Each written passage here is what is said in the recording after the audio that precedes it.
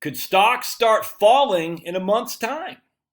Well, that's what Gary Schilling's prediction is. And Gary, though, unfortunately, is a perma bear. Right? So, has Gary ever predicted stocks going up? I don't know. But let's see his intel that he predicts. Because, look, as much as we can laugh at the perma bears, facts are, if you've been long in treasuries for the last, basically since 1982, you've made a decent amount of money in treasuries without much, if any, risk at all. In fact, you'd say a treasury is the risk-free investment that you got to compare your stocks to. So as much as we can laugh, oh, those perma bears, look what the stock market has done. Well, comparatively speaking, treasuries have done better on a risk-adjusted performance. So, as much as I challenge the idea that the markets are forever in a perpetual doomsday cycle, the facts are, we got to see what these guys say and maybe dispute it to at least some degree. But, you got to listen to what the naysayers say just to get a gauge of the opposite opinion that you might have. So let's read old Gary.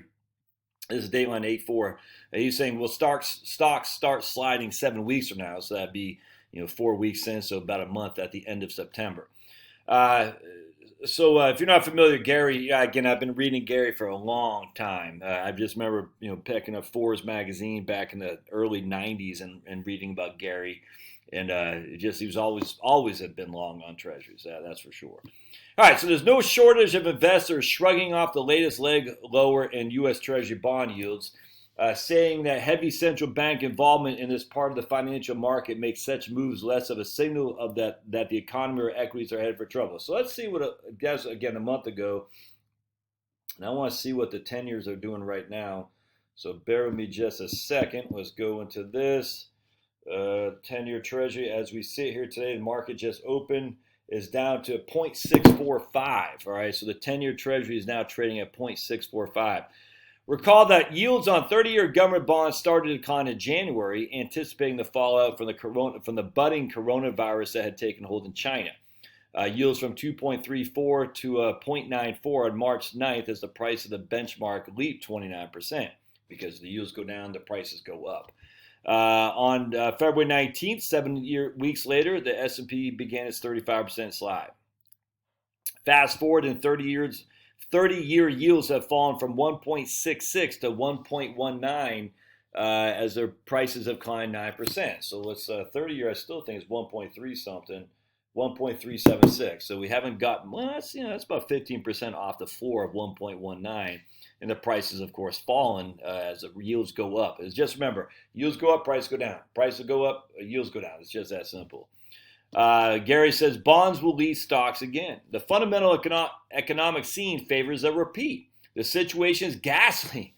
With COVID-19 infections accelerating and plan for physical classes at many schools closing to further risking further contagion. Staying closed or holding virtual classes, however, promotes dropouts, pressure to cut tuition and fees, and financial disaster for many schools. Then there are the problems of reopening businesses, reestablishing and reorienting supply chains, or encouraging many to return to work who are now paid more to stay at home, which is freaking nuts. The recent Treasury bond rally fits with our forecast that the recession has a second, more serious leg that will extend well into 2021, despite massive monetary and fiscal stimulus. Deep recession breeds deflation to the benefit of treasuries. I completely agree with that. A recession is inherently deflationary for sure. The government said Thursday that its core personal consumption expenditure, which is what the Federal Reserve uses to track inflation, fell 1.1% in the second quarter. That in of itself is meaningless just because the second quarter we already knew it's already priced in stocks, man. So come on. Now, again, this is a month old, but that's a meaningless indicator because that was such a nut job in terms of closing everything down. It's insane. And here we are still a month. It's just the whole thing's nuts. Over the entire post-World War II era, the correlation between Treasury bond yields and inflation as measured by the CPI is 60%. This is remarkably strong considering all the other possible influences on long-term rates, such as federal budget, blah, blah, blah, blah. Okay. My forecast of Treasury bond yields starts and ends with my projection of inflation. I got no qualm with that. The spread between the tips, and it's even the same thing as it is last month, is still the same as today. The spread between Treasury inflated protected securities and conventional 10-year Treasury yields, which is what bond traders use to expect inflation, recently dropped to a minuscule 0.5%. I think it's actually lower than that now. Let me see if I can't find that. Hold on just a sec. Look at what the Fed is, economic data of the St. Louis Federal Reserve Board. And right now, let's just go to 1 year here. They got the TIPS trading at a negative, 10-year TIPS at a negative 1.08 is the current yield on the negative, on the TIPS. So that's a negative rate. So basically what they're saying is, if you buy this 10-year tip, you're going to get 1.08% or 108 basis points below the expected rate of inflation. All right, so the expected rate of inflation is we take that 1.08, we add that to the 10-year Treasury, which right now is at, what did I say, 0.64. So we expect to get 12. We expect inflation to be 1.72 going forward for the next 10 years. Do we got a 30-year tip on here? Let's see if we can go to 30. I think we do, but I can't remember how to get to it. 10-year. Let's see. Anyway, I'm not sure. That's a 10-year. So that's pretty ugly. But if you buy the Treasury inflation protected securities at tips, you're expecting to get a whole percentage point below the rate of inflation for the next 10 years. And then you add that to the current yield on the 10-year. So anyway, what we're looking at is about less than 2% inflation, which is kind of what the Fed says. So let's go back to Gary. All right, so sure, let's see. Treasury bond investors concentrate on inflation, Fed policy, and not much else. In contrast, equity mavens worry about a whole host of other conflicting issues, corporate finances, profits, PE ratios, just to name a few. Sure, the Fed has been buying treasuries and along with other fixed income securities, so its assets have exploded to $7 trillion from around $4 in February. Nevertheless, all this Fed-created liquidity hasn't found its way into the real economy, as shown by the collapse in the velocity of money. Then there is the argument that except for a handful of technology shares, such as the FANGs, the stock market continues to be weak. Goldman Sachs notes that these 5 stocks have added more than a third to their market values this year, despite the sharpest recession since the Great Depression. The S&P is up a half point for the year thanks to the strength of these 5 companies. Again, this is back in August 4th, I think.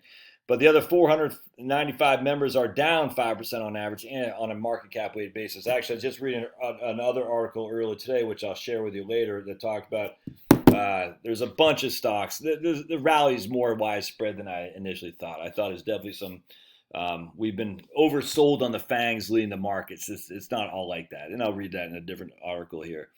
Let's see. Still that 5% declines in comparison to the earlier 35% plunge. Yeah, we already know about that. Oh, right here. Goldman Sachs calculated that if those 5 tech stocks were to fall 10%, the bottom 100 in the S&P would need to jump 90% to offset the decline. That's how high the market has gone for those 5. If those 5 stocks fell 10%, the bottom 100 in the S&P 500 would need to almost double to make it even Steven. Well, that's okay. Tech stocks have benefited from the relative independence from nuts and bolts economy. Yeah, they got a boost from homebound Americans. We know that. Let's see. But they are expensive and under fire from Washington and Europe for anti-competitive practices. And fads end. In fact, my man JP Sears, who runs Awakening with JP, just did a video the other day where he got censored by YouTube. And JP is a comedian, but he's starting to say, "Wait a second, man, what is going on? You guys are censoring stuff, which it's completely. There's no rationale for this. It's just none whatsoever. And there's going to be more and more calls for Washington to regulate these monopolies because these are becoming monopolistic, and they're already there. They're already monopolistic industries, not becoming. It's there for sure. And I'm a privilege to be on YouTube's platform without question. But at the end of the day, you can see where the writing is on the wall, and the writing is saying, at some point, we have monopolistic communication companies are going to have to come under the public domain, not a socialistic domain, but just more of a regulatory environment like the Ma Bell kind of thing. All right, let's keep going, which will hurt earnings for sure. But they're very expensive, and fads end. Recall the crazer Socks the Puppet and his dot-com buddies in the late 90s. When that bubble broke, the NASDAQ plunged 7-8%. Also recall the Nifty 50 groups of stocks in the 70s. When the only companies of interest to investors made gimmick cameras, ran amusement parks, and built motorhomes. It was clear that the basic economy was in trouble, and what followed was the severe 1973 to 1975 recession. I believe the bond rally signals a renewed drop in stocks, with the S&P down 30 to 40% from here as a great depth in the recession hits home. All right, who knows? I don't know. You don't know. No one knows. What I'm just telling people is like, look, man, just be safe than sorry. Let's wait.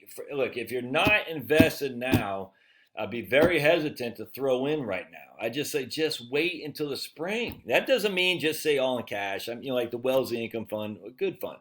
But man alive, it's just why throw in now? Why not just wait until the election and wait until the sweet and sour sniffles goes away, come the wintertime? Because this, who knows? Did you see in Victoria they arrested a pregnant lady for just posting on Facebook about having a protest? I mean, this is insanity.